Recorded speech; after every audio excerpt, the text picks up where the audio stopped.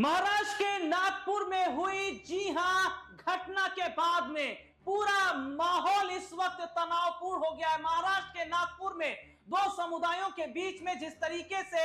हिंसक झड़प हुई और उसके बाद पूरा जो मामला है यह तनावपूर्ण बन गया। आगजनी हुई, पत्थरबाजी हुई, जमकर दुकानों को तोड़ा फोड़ा गया, लूटपाट मचाई गई और इस पूरे मामले पर अब राजनीति शुरू हो गई है। और नगीना से सांसद चंद्रशेखर आजाद रावण ने इस पूरे मामले में भारतीय जनता पार्टी को घेरा है। नगीना से सांसद जी हां चंद्रशेखर आजाद रावण का एक बयान सामने आया जिसमें उन्होंने कहा कि दुनिया अंतरिक्ष में जा रही है और भारतीय जनता पार्टी 2 गज जमीन के नीचे जा रही है। उन्होंने कहा कि जिस तरीके से भाईचारे और सौहार्द को बिगाड़ने की कोशिश भारतीय जनता पार्टी कर रही थी, उन्हें अंदेशा था कि इस तरीके की घटना हो सकती है। हालांकि अपने दर्शकों को बता दें, चंद्रशेखर आजाद रावण ने कहा कि भारतीय जनता पार्टी का मकसद ही यही है कि समुदायों के बीच में आपसी लड़ाई करवाई जाए। उन्होंने सीधे तौर पर कहा कि इस पूरे मामले में भारतीय जनता पार्टी का ही रोल है,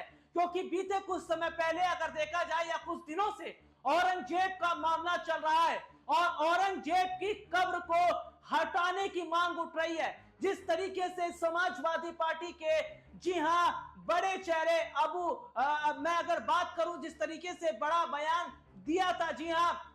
अबू आजमी ने, उसके बाद में यह देखा जा रहा है कि किस तरीके से यहां पर मुश्किलें जो हैं अब वे बढ़ती तो चली गई, लेकिन जो नागपुर में घटना हुई है, इस घटना पर चंद्रशेखर आजाद रावण ने जहां यह कहा कि यह भारतीय जनता पार्टी की ही साजिश है, यह भारतीय जनता पार्टी का ही एक खेल है, तो वहीं बसपा सुप्रीमो मायावती ने भी अपने एक्स हैंडल पर जी हां ट्वीट करते हुए लिखा था, किसी भी मजार को हटाना या किसी की कब्र को हटाना ये ठीक नहीं है, इससे आपसी भाईचारा खराब होगा। लेकिन ऐसे में देखा जा रहा है, चंद्रशेखर आजाद रावण ने कहा कि जो भी दोषी है उससे बख्शा नहीं जाना चाहिए और जो भी दंगाई हैं उनसे वसूलना चाहिए जो उन्होंने दंगे में लोगों का नुकसान पहुंचाया। लेकिन उन्होंने सीधे तौर पर कहा कि भारतीय जनता पार्टी ने जिस तरीके से अब माहौल को बनाना शुरू कर दिया है, आने वाले वक्त में देश के हालात खराब होते नजर आएंगे। इतना ही नहीं, चंद्रशेखर आजाद रावण ने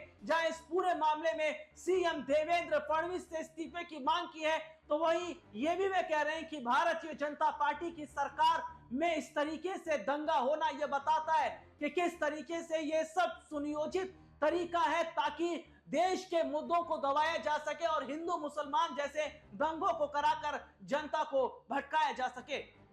इस मुद्दे पर आपकी क्या राय है, कमेंट करके जरूर बताएं। फिलहाल आज की इस खबर में तहीं आपसे फिर दोबारा मुलाकात होगी, तब तक के लिए इजाजत दीजिए। नमस्कार।